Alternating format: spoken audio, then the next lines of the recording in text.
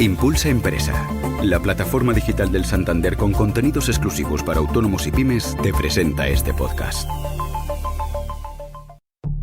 Genios de las finanzas. Harold Stanley es uno de los grandes nombres de Wall Street. Fundó el banco que lleva su apellido, Morgan Stanley, y se convirtió en leyenda gracias a un proceso judicial sin precedentes que le enfrentó al mismísimo gobierno de Estados Unidos.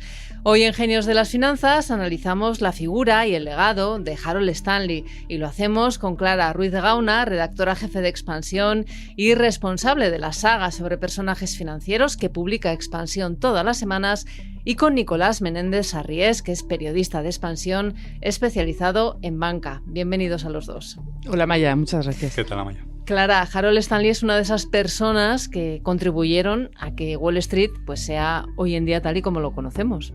Sí, eso es, y eso que no tenía el negocio bancario en la sangre. Él era hijo de un inventor y no siguió los pasos de su padre, que era un ingeniero de General Electric. En cambio, acabó reinventando el negocio de la banca de inversión, ¿no? Era un banquero con una gran reputación ganada por su destreza en la gestión de bonos y de renta fija cuando trabajaba en JP Morgan, y fue uno de los elegidos para lanzar Morgan Stanley, ¿no? Se hizo bajo el auspicio de JP Morgan tras esta drástica decisión del gobierno de separar el negocio de banca comercial del de inversión en 1933.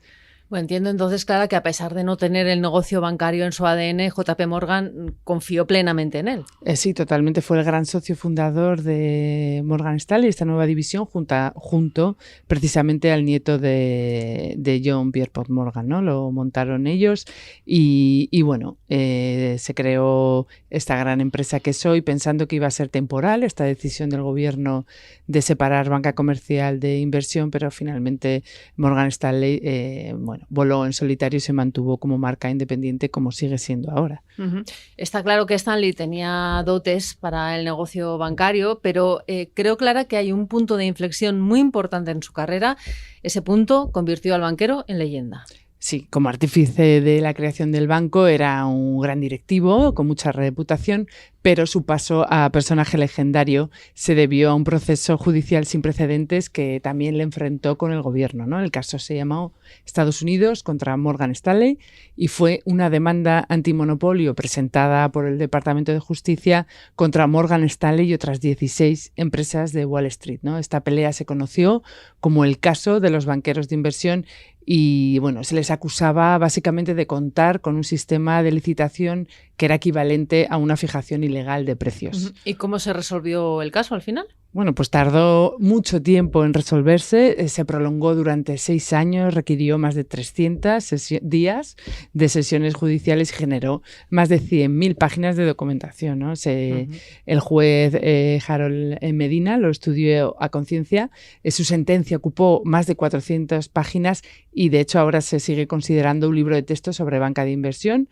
El juez decidió que la banca actuaba de manera limpia y bueno, Morgan Stanley durante los siguientes 20 años a cada fichaje que hacía en el banco le regalaba una copia de la sentencia del juez Medina para que se la estudiaran en detalle, ¿no? Porque marcó un antes y un después en el sector. O sea que casi sin quererlo el juez publicó un bestseller.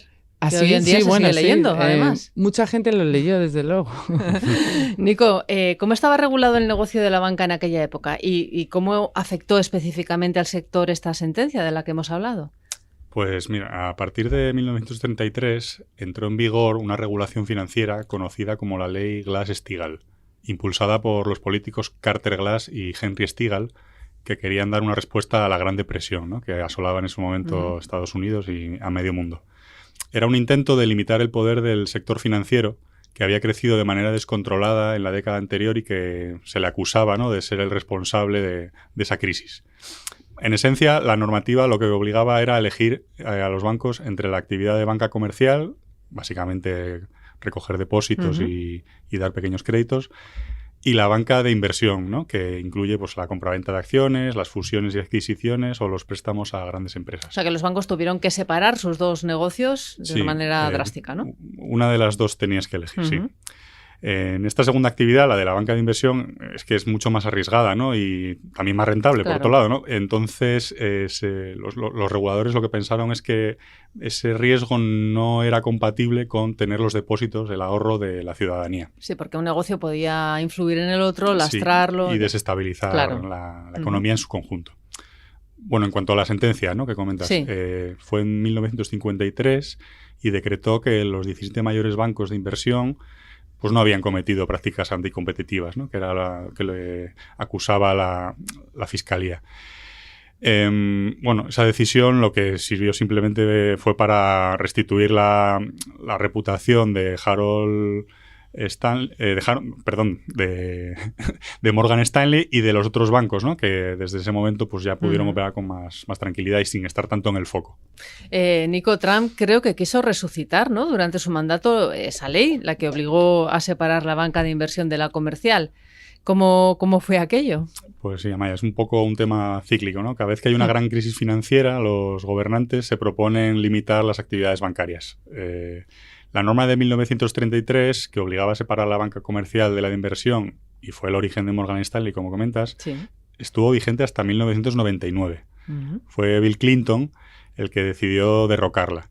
Durante esos años se gestó de nuevo una nueva crisis, la de 2008, y fue entonces cuando los gobernantes de todo el mundo decidieron que quizás era buena idea volver a separar las actividades de banca tradicional y banca de inversión. Y bueno, en un último intento ha sido Donald Trump, ¿no?, Sí. quien trató de alejarse del establishment de Wall Street, amenazando con reactivar esta antigua ley.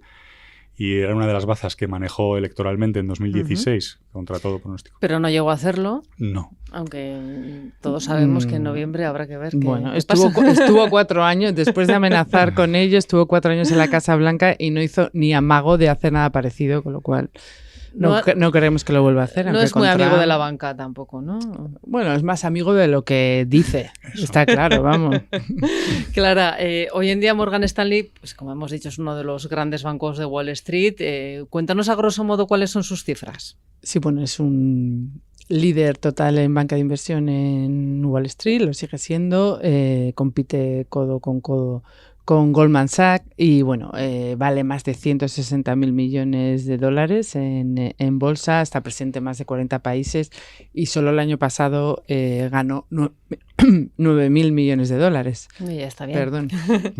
¿Sigue vigente de alguna manera el legado de Harold Stanley en la forma en la que hoy se hacen los negocios dentro de Morgan Stanley? Sí, al final es verdad que la banca de inversión se ha sofisticado, pero bueno, este impulso de liderar y de ser el primero, pues sigue ahí, ¿no? Al final es la esencia en la que se creó el banco y que sigue formando parte de su ADN, está claro. Pues muy bien, muchísimas gracias Clara y Nico por explicarnos hoy quién fue y qué hizo Harold Stanley, el fundador de Morgan Stanley. Muchas gracias a ustedes, por supuesto, por escucharnos cada semana en Genios de las Finanzas.